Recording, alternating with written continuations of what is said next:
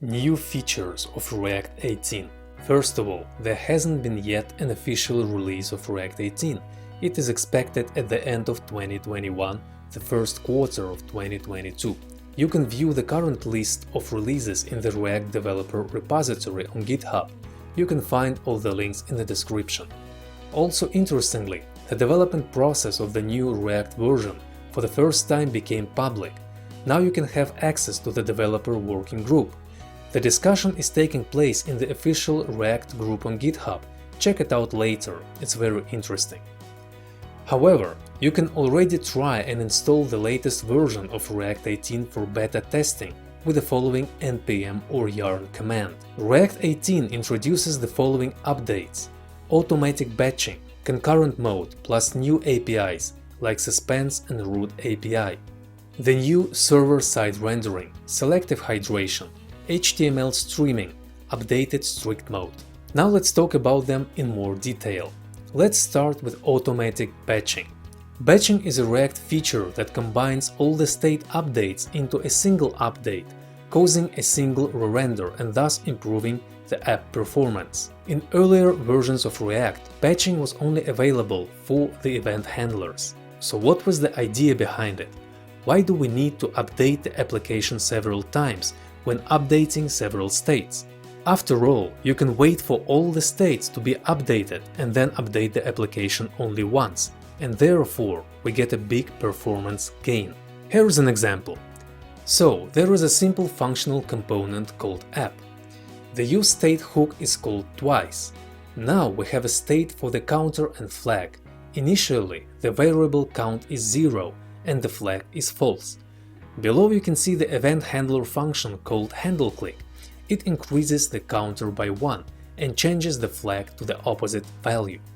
The div element is returned from the app component, inside which there is a next button with an onClick event handler and the h1, which displays the counter variable and, depending on the flag, colors the text either blue or black. Let's go back to the handleClick. First, the state of the counter is updated, and then the flag is also immediately updated. The logic tells us that after the setCount has been executed, the application should be re-rendered, but this doesn't happen. React understands that this function has yet another state to update, which means that you need to wait with the rendering and make it after calling setFlag. Prior to version 17, React would render the application after every state update. And this process of scheduling rendering after all state updates have taken place is called batching. Unfortunately, the problem of batching in React 17 hasn't been fully resolved. Before React 18, batching already existed in version 17, but only worked for dumb event handlers. React 18 has the ability to automatically batch update states for asynchronous operations such as promises, timeouts, and fetch requests. However, React wasn't consistent about when it batches updates. For example, if you need to fetch data and then update the state in the handleClick above, then React wouldn't batch the updates, but instead would perform two independent updates. This is because React used to only batch updates during a browser event, like click, but here we're updating the state after the event has already been handled in fetch callback. This behavior has been changed in React 18. Now batching will work as in the case of requesting data, like in this example. And here in this one too, where we have the set timeout timer with a delay of 2 seconds. At this point you might have a question. What if we need to update the state and then immediately read the change in the DOM tree, and only then call the next state update, but automatic batching in this case will not allow us to do this? React gives us the ability to undo batching using the flush sync function. To do this, we need to pass our state update to this function inside the arrow function. Please note that enabling batching in asynchronous operations will work only if the new root API is used together with the createRoot method. We will talk about it in more detail a little later. Let's take a look at the next feature, Concurrent Mode. Concurrent Mode is a set of new features that help React apps stay responsive and gracefully adjust to the user's device capabilities and network speed. Let's say we have an input and a list. If we enter something into the list, then the input changes, for example, it is filtered.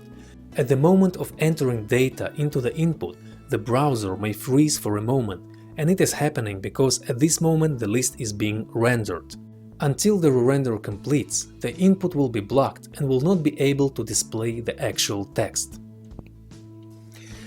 Usually in such cases we put debounce and throttle on the input, but this way we degrade the user experience because we want the interface to instantly react to changes without any delay.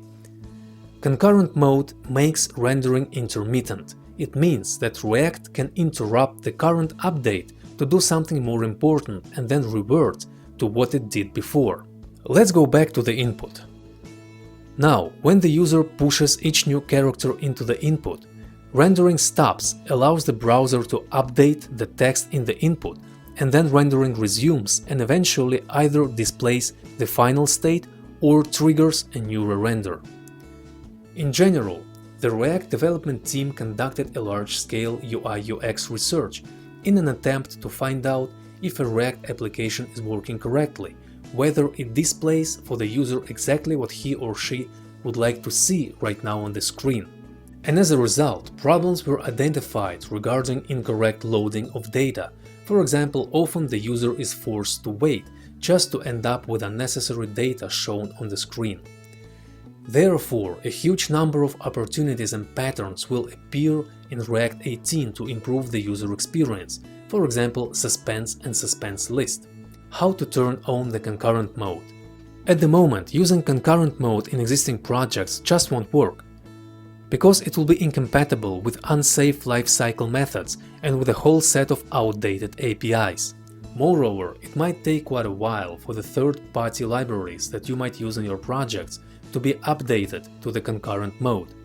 To make the transition easy, React developers added another mode called blocking mode. Some of the concurrent mode features will be available in the blocking mode, so here you can see a comparison of all three modes and their capabilities. Root API. With the arrival of the new React version, the well-known React DOM render method has been deprecated.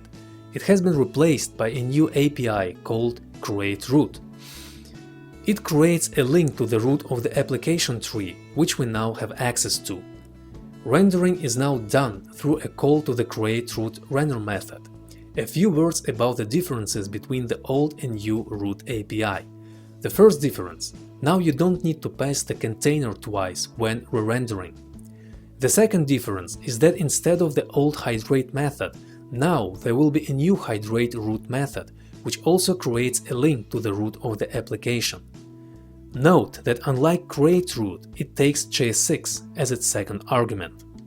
It was designed so because the first render is special and must match the tree that came from the server. If you want to update the root after hydration, you can call the render method on the root, like this.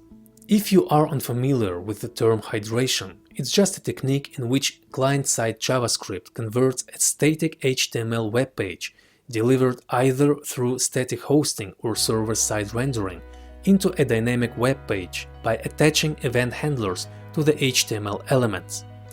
We'll discuss the hydration a little later in more depth. Previously, in the render method, we had a callback that was called after a render or update. Now we won't have this callback anymore and it will no longer be available. With selective hydration, the timing of the callback function call may be different from what you expect. Therefore, it is recommended to create a callback via ref, like this. And then the callback will be called as soon as the first div is created. And of course, it is important to note that concurrent mode will only work if you upgrade to the new root API. New server-side rendering. Another new feature in React 18 is the so-called selective hydration. In general, hydration existed in earlier versions of React as well.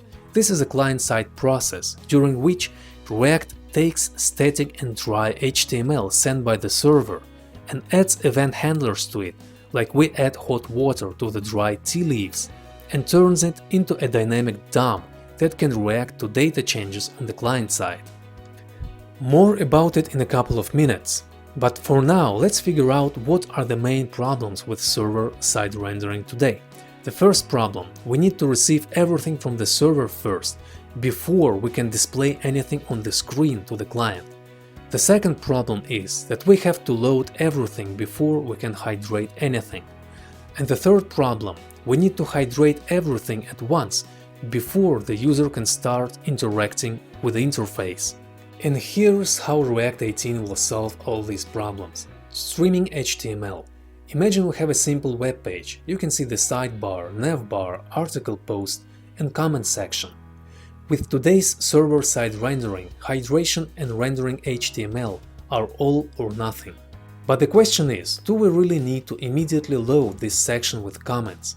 Actually, it would be much better to load the post first, and then load the comments in the background while the user reads the post. And now we are going to have such an opportunity.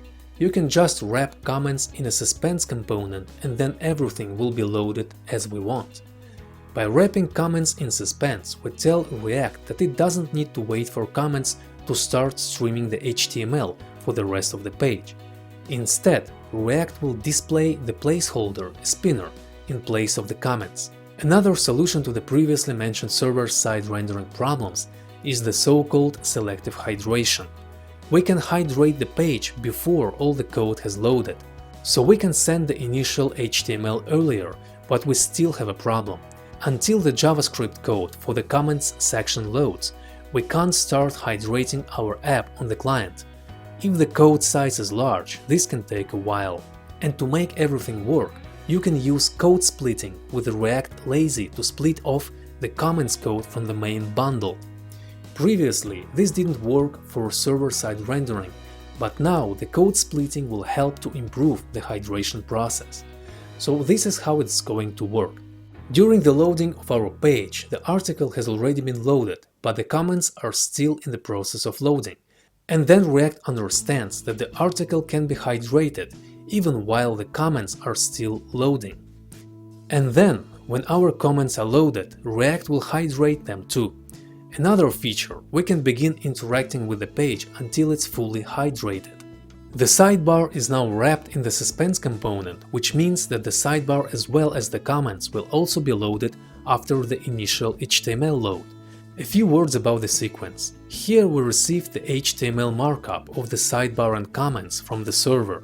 The sidebar will be hydrated first and then the comments, according to the order in which they are declared in the component tree. Now imagine that the user has clicked on the comment section, and then React understands that it is necessary to hydrate the comments first, because the user needs them, and only after that hydrate the sidebar. And this new logic of hydration is called selective hydration. If all that was hard to understand, don't worry, it's fine. I didn't get it too until I read the documentation a few times, so just read a little more about it and you'll get it eventually. Let's move on. Updated strict mode. Simply put, the strict mode is a tool that allows us to avoid problems in our code. For example, it tells us that unsafe lifecycle methods or different legacy APIs are being used. Components wrapped in strict mode are deliberately rendered twice, mount, unmount, mount, to avoid unwanted side effects that might arise during development. And this double rendering, by the way, only happens in development mode. And now a new behavior will be added to the strict mode. It's called strict effects. From now on, React will trigger effects on newly mounted components twice, such as mutations, subscriptions, timers, and logging.